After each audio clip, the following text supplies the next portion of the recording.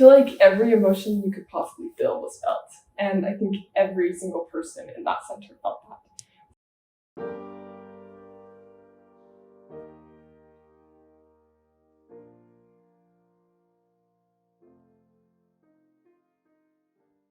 So I remember waking up, it was like 8 a.m. and I grabbed my phone and there was a message that came from our director, Dr. Huntsman. He said, just so you guys know, there's some contention down south, like we're not gonna go into the city today.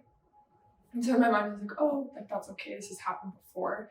Not really any rise of concern or anything like that. And then like 3 minutes later, another message pops up on my phone and it just said, get to the bomb shelter now, in all caps. And so I like pop out of bed and I wake up my roommates and like, guys, we gotta go. I don't really know, like this message just came through, I just showed them. I brushed my teeth and then I go to the bomb shelter. That was probably not the most ideal thing to do, but I was like, I need to brush my teeth. So I did. And then, we run to the bomb shelter and then people just start trickling in one by one. And then we have Thomas reading a list of names as well. And that was, I think, the moment it hit me that this was actually something, like this was a big deal. Because Thomas would read these names and then he'd get to somebody and they weren't there.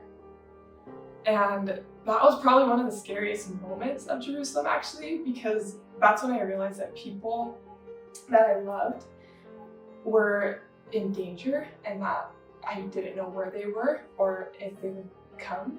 And he'd keep listing names and then people would just not be there. People that I loved, and that meant so much to me. And so that was when it really hit me that this was something that it was not a small thing anymore. Initially, there was lots of uncertainty and confusion and fear, and then slowly it transformed more into just emotions of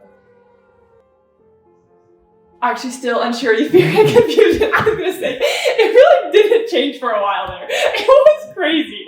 But after a while, I feel like we became really familiar with each other and our relationships were so strong where there was just this unity and this bond and this eternal spirit that was within the center and within our relationships that were just, they couldn't be broken. I would say the biggest blessing was being able to make really good friends in Jerusalem. I feel like, I don't know, we had good friendships before Jerusalem and I felt really close to people, but I feel like we were able to get even closer and we shared a different type of bond. And so it was hard at first and scary at first, but as time went on, we were able to do it together.